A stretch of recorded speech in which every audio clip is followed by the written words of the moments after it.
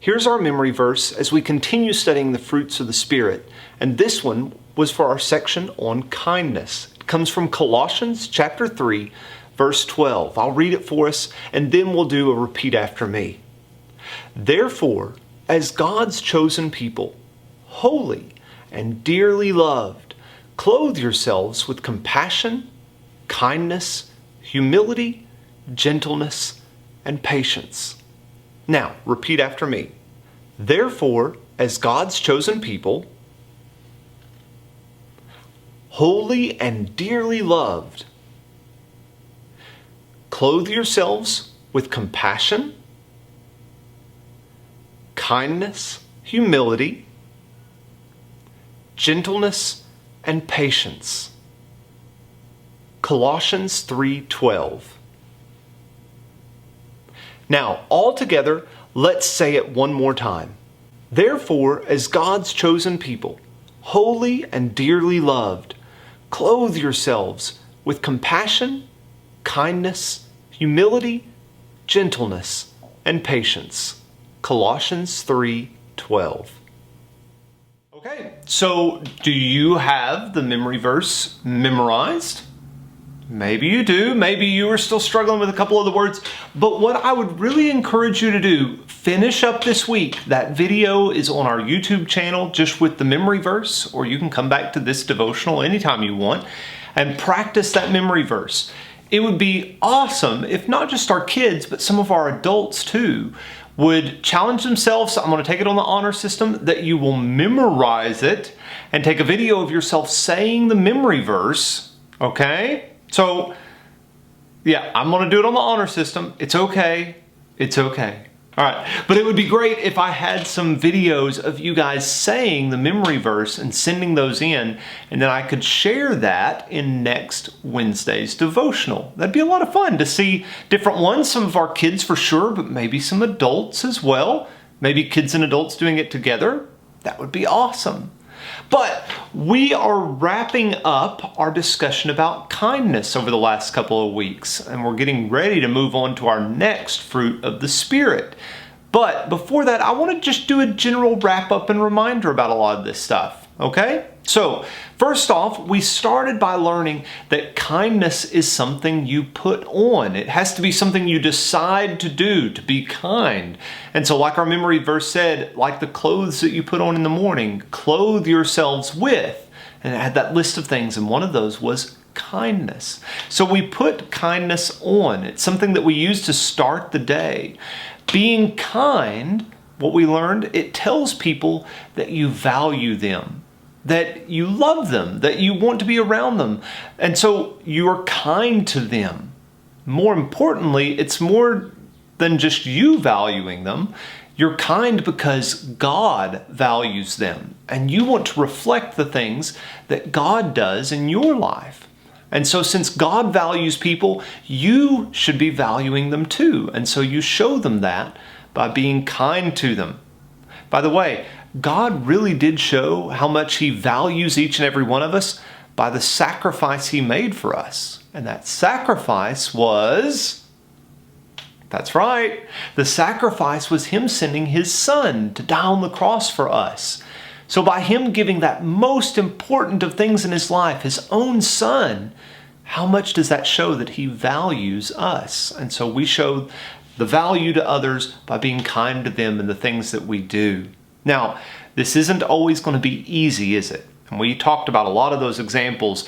The siblings who might be upset at us, the friends who aren't always the nicest to us, all these different things. We even talked about like actual enemies and people that we fight with on a regular basis, whether that's a group of people, a type of person, one individual that we really just don't get along with. Yeah, being kind won't be easy. But Jesus and the rest of the Bible makes it very clear, and it tells us in story after story and verse after verse that it doesn't matter if it's easy, it's still what we're supposed to do. In fact, Jesus says that we're supposed to love our enemies and pray for those who persecute us. Paul later reminded us, and we read that verse in Romans chapter 12, about how we're supposed to overcome evil with good. and how a lot of times what we want to do is when someone's mean to us, we want to just be mean back to them, and it's that cycle that just never ends. And so we need to be the one to overcome the evil with good things, and how it's easy to be good to people who really are good to us and kind to us, but it takes a lot of effort, and sometimes it's not going to always just be a quick fix, but it's what we're called to do in order to show again that God loves and values everyone, and we're going to reflect that in our life.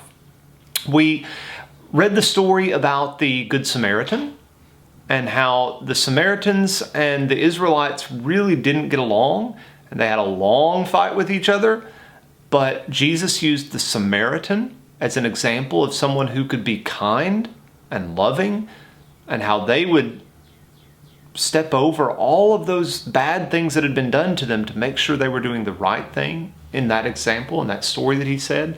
And so he was trying to tell the people listening that it doesn't matter how bad you think someone is, there's still goodness in them. And the same with you. There's goodness in you that he wants to come out. There's kindness that you can be sharing with someone else. So the last thing I want to remind us all about is just once again, God loves us all. He values us all. We sure have our differences in a variety of ways, and we talked about a lot of those. We have our differences, but those differences don't make us any more or less valuable to God, and in turn, they don't make us any more or less valuable to each other. Okay? So, we are to be kind to each other in order to reflect how much God has been kind to us, how much he loves us. And that's just one way that God's Spirit is active in our life. Okay? So last week we had a couple of things that I said were ways that we could check ourselves to see how kind we're being to other people, or little actions we could put into place. And I know it's kind of hard to remember those things. So what I've done, and I'm going to put some information up here on the screen, okay?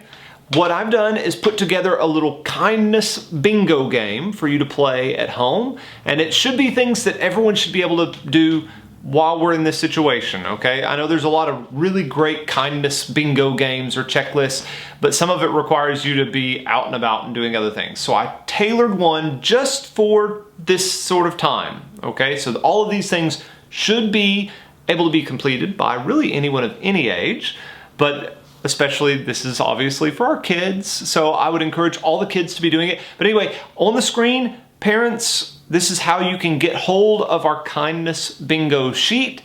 If you want to take pictures and share them with each other, that's great, kind of as an encouragement to one for each other. But mainly I just want this to be something that hopefully will improve the overall attitude of what's in your houses right now. If you're anything like me, you've been stuck with the same people for a long time. And it doesn't matter how much we love them, we're not always the most kind, unfortunately, myself included. So, hopefully we can use some of these activities to be more kind to each other and maybe help things around our house, okay? So hopefully you've had a chance, you've sent that message, you've reached out, I'm sending it to you, and y'all can have a little bit of fun completing our kindness bingo. So thanks again for going through these lessons about kindness with us.